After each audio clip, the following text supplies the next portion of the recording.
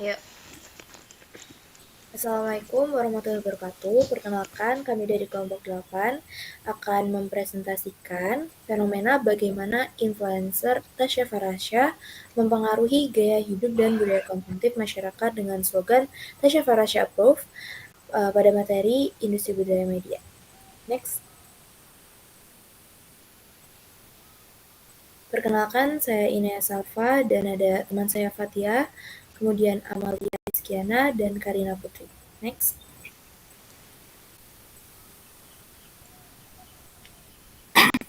Baik, di era digital ini yang sangat serba cepat, tentunya dunia komunikasi dan interaksi sosial mengalami transformasi yang signifikan. Salah satu fenomena yang mencolok adalah kemunculan dan popularitas seorang influencer. Individu-individu ini melalui berbagai platform, media sosial, dan media digital lainnya telah berhasil membangun audiens yang besar dan loyal tentunya, menjadikan kekuatan yang patut diperhitungkan dalam membentuk opini dan perilaku masyarakat. Next.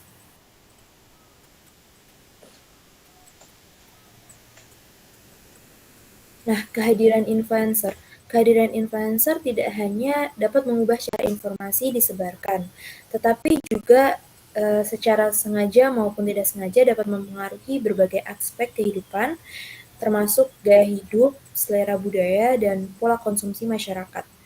Budaya konsumtif yang ditandai dengan dorongan untuk terus-menerus mengakuisisi atau memiliki suatu barang dan jasa bukanlah fenomena baru saat ini. Next.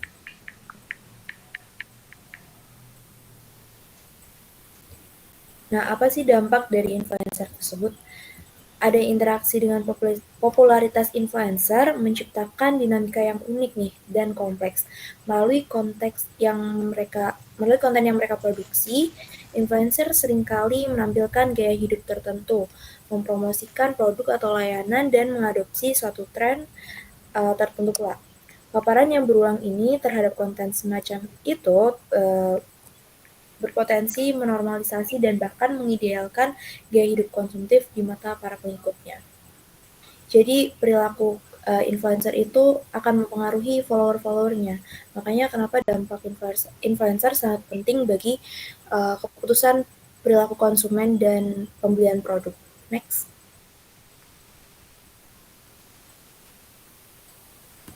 Nah, gimana sih pengaruhnya dari adanya influencer?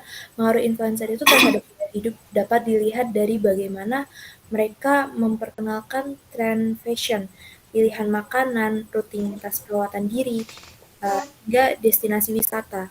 Selera budaya masyarakat pun tak luput nih dari dampak adanya influencer.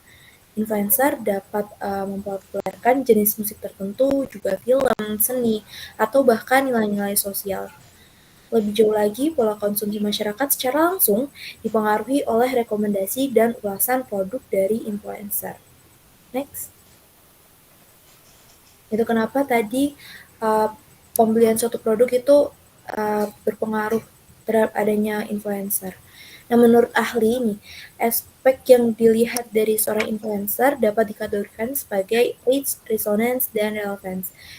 Reach itu berarti seberapa banyak follower melakukan like, share, komen, klik link URL, dan sebagainya, interaksi dengan kolom media sosial dari influencer tersebut. Kemudian resonance itu berarti tindakan follower yang meneruskan atau membagikan ulang konten dari influencer tersebut. Jadi semacam share juga.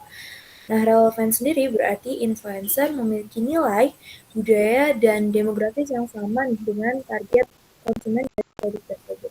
Menurut Solis 2012 dan Adimati dan Gabriela 2019, volume, volume halaman 51 sampai 59.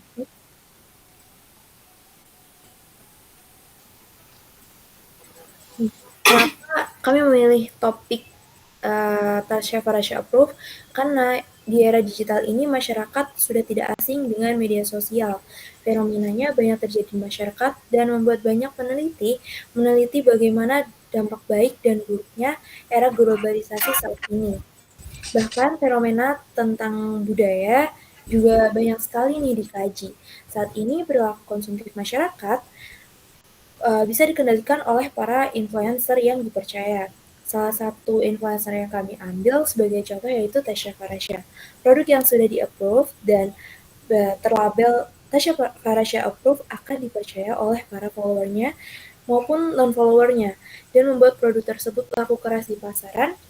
Dan tentunya hal ini berkaitan dengan industri budaya dan media yang saat ini kami pelajari. Next.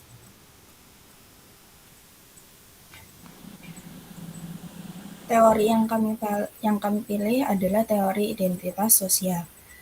Teori identitas sosial adalah identitas seorang tidak hanya dibentuk dari ciri-ciri pribadi, tetapi juga dari keanggotaannya dalam kelompok sosial tertentu. Orang-orang cenderung mengkategorikan diri mereka atau dan orang lain ke dalam suatu kelompok. Dan dari situ mereka bisa membentuk rasa siapa saya. Dalam teori tersebut terdapat 3 proses utama. Yang pertama, social categorization atau kategori sosial.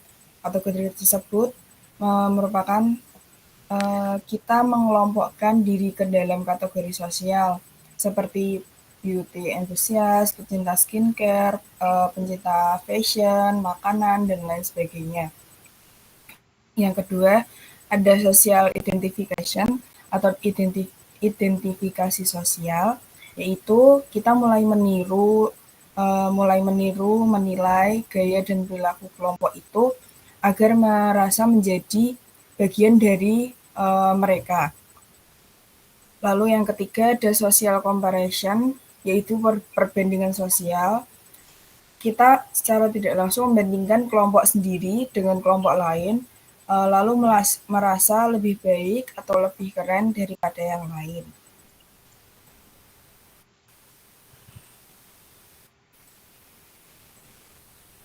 Selanjutnya kita analisa fenomena dengan teori. Karena fenomena kita yaitu Tasya Farasya approve, keterkaitan kasus dengan teori identitas sosial menurut Henry Tajfield. Ya, seperti yang sebelumnya, pertama dikategorikan dengan 3 kategori. Yang pertama, kategorisasi sosial. Followers Tasya mengklasifikasikan diri mereka sebagai bagian dari komunitas yang mengikuti gaya hidup dan rekomendasi si influencer Tasya Farasya ini. Nah, based on case-nya, pengguna TikTok mengidentifikasi dirinya dalam kelompok beauty enthusiast atau fans Tasya Farasya.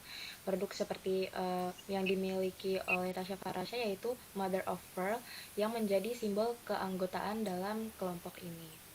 Kemudian yang kedua, identifikasi sosial. Followers Tasya Farasya maupun non-followersnya juga mengadopsi nilai-nilai gaya hidup dan preferensi yang dipromosikan oleh sang influencer Tasya Farasya tersebut sebagai bagian dari identitas mereka.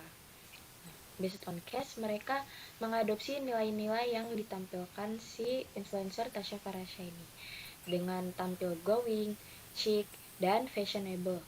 Membeli produk yang direkomendasikan Tasya seperti brandnya tersendiri yaitu Mother of Pearl yang dianggap sebagai bentuk ekspresi identitas. Next.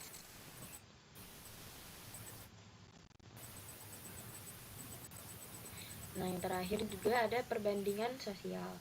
Melalui Instagram salah satunya, followers Tasya Farasya ini membandingkan diri mereka dengan orang lain yang juga mengikuti tren dan produk yang disarankan Tasya Farasya.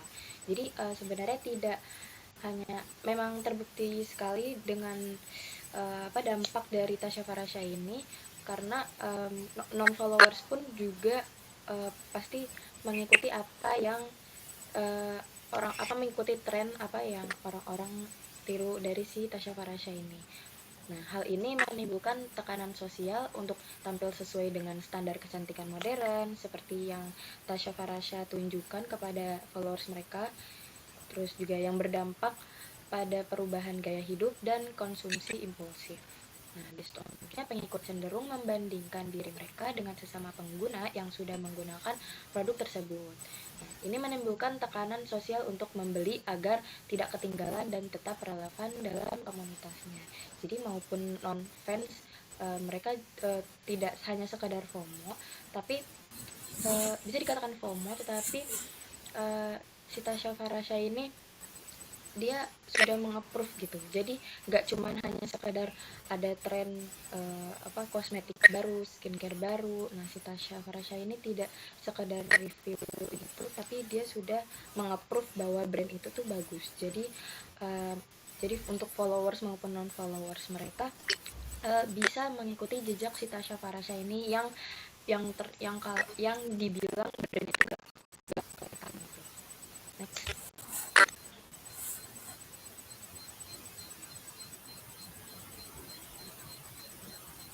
Next.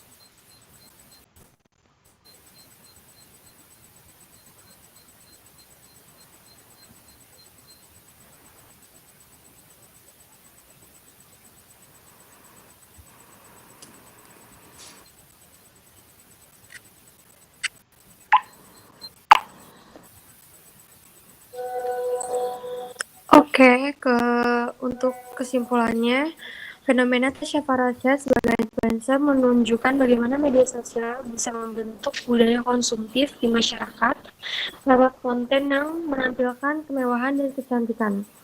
Tasya bukan hanya menjadi panutan, tapi juga menciptakan gaya hidup dan standar konsumsi baru. Dengan menggunakan teori identitas sosial, kita bisa memahami nih bahwa pengikutnya tidak hanya membeli produk, tapi juga ingin menjadi bagian dari identitas sosial yang Tasya wakili, yaitu Tasya Farasya Approve. Produk yang ia rekomendasikan dianggap sebagai simbol status dan pengakuan dalam kelompok sosial tertentu. Karena itu penting bagi masyarakat untuk lebih kritis saat mengonsumsi konten media sosial agar tidak terjebak dalam pola konsumsi yang berlebihan.